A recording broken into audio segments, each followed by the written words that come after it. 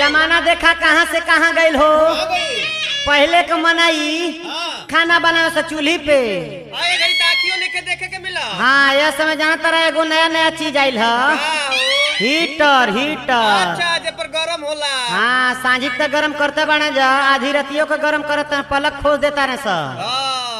कैसे कहो तारी सर कि यारे गइलू जमाना झंखे, अरे मुसर जाता खाना चूल्ही बेगाना भइल बा।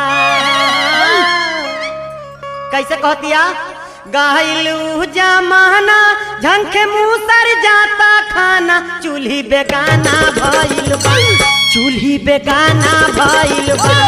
आइल हीटर के जमाना चूल्ही बेगाना भइल बा, आइल हीटर के जमाना चूल्ही बेगाना भइल बा। गइलू जमाना झंखे मुसर जाता खाना चूल्ही बेगाना भइल बा। गइलू जमाना झंखे मुसर जाता खाना चूल्ही बेगाना भइल बा, चूल्ही बेगाना भइल बा। आइल हीटर के जमाना चूल्ही बेगाना भइल बा, आइल हीटर के जमाना चूल्ही बेगाना भइल बा। आइल हीटर के जमाना चूल्ही बेगाना भइल बा, आइल हीटर के जमाना चूल्ही बेगाना भइल बा। मौजी जब रे आई ना में हरिया हो, ओले कहरा बनानो बनला विजय भैया। मौजी जब रे आई ना में हरिया हो, ओले कहरा बनानो पारिया।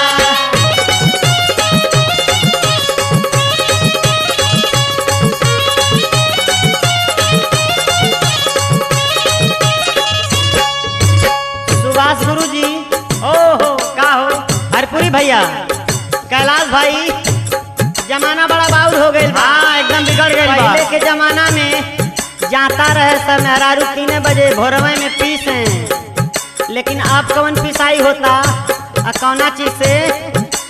गइलू समैया भौजी नंदी खींच जाता रे दादा, गइलू समैया भौजी नंदी खींच जाता रे दादा। टांगरी से टांगरी साटल हाथवा में पाटा रे दादा, टांगरी से टांगरी साटल हाथवा में पाटा रे दादा। गइलू समैया भौजी नंदी खींच जाता रे दादा, टांगरी से टांगरी साटल हाथवा में पाटा रे दादा।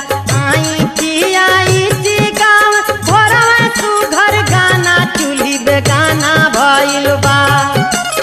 आई जी गाँव भोरवा सुघर गाना चूल्ही बेगाना भइल बा, चूल्ही बेगाना भइल बा। आइल हीटर के जमाना चूल्ही बेगाना भइल बा, आइल हीटर के जमाना चूल्ही बेगाना भइल बा। आइल हीटर के जमाना चूल्ही बेगाना भइल बा, आइल हीटर के जमाना चूल्ही बेगाना भइल बा।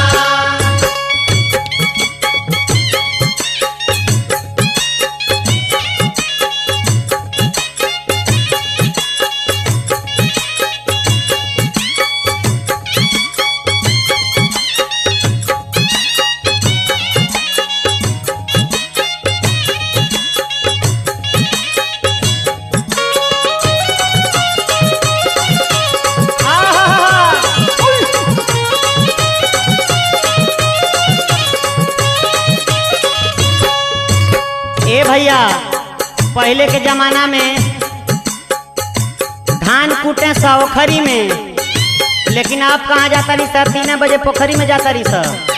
और ढेर अगर ठंडी लागत या गर्मी लागत तो फैन चलावता रही सर। इतना जमाना बदल गई, कितना आबो हवा बदल गई बा। हमने के युग जमाना के जो हालत बा का कहता रही। ओखरी में मुसर जब गिरे धमा धम रे दादा, ओखरी में मुसर जब गिरे धमा पसीना चोली भीगल झम झमर दादा चुएला पसीना चोली भीगल झम झमर दादा। व्याकुल हो जात बानी सर। कैसे भैया?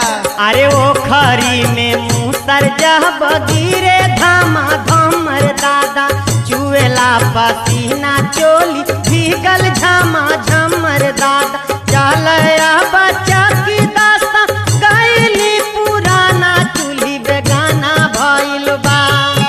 पुरान रीति रिवाज जौन बाटे बदल गइल बा। नौका जुग के जौन दास्ता बाटे उ बतावत है। नौका जुग आ गइल ना बाबू। हरपुरी भाई अरे चल बच्चा की दास्ता गैली पुराना चूल्ही बेगाना भइल बा। अरे चूल्ही बेगाना भइल बा। आइल हीटर के जमाना चूल्ही बेगाना भइल बा। आइल हीटर के जमाना चूल्ही बेगाना भइल बा। आइल हीटर के जमाना चूल्ही बेगाना भइल बा। आइल हीटर के जमाना चूल्ही बेगाना भइल बा।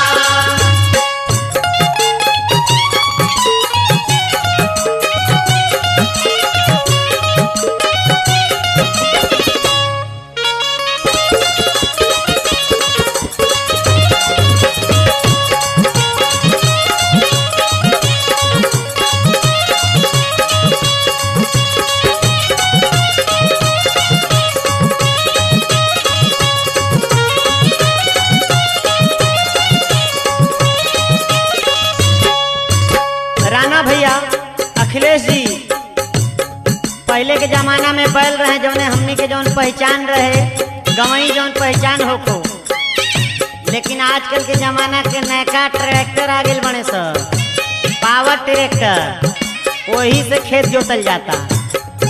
अरे बैल नहीं खेलौकत टांगल खूंटिया पर हर रे दादा। बैल नइखे लौकत टांगल खूंटिया पर हर रे दादा। अब हर के स्थान पे कल्टीवेटर आ गइल बा सर। हाँ भैया का कहतरी? कैसे हो? अरे ट्रैक्टर हार्वेस्टर चल खेतवा में हरा हर ये दादा। ट्रैक्टर हार्वेस्टर चले खेतों में हरा है दादा। बैल नहीं खेलौकत टांगल खूंटिया पे हर रे दादा। ट्रैक्टर हार्वेस्टर चल खेतवा में हरा हर ये दादा। कोयल के कूक गइली पापिया के ताना चूल्ही बेगाना भइल बा। कोयल के कूक गइली पापिया के ताना चूल्ही बेगाना भइल बा। चूल्ही बेगाना भइल बा। आइल हीटर के जमाना चूल्ही बेगाना भइल बा। आइल हीटर के जमाना चूल्ही बेगाना भइल बा। गाइलू जमाना झंखे मुसर जाता खाना चूल्ही बेगाना भइल बा।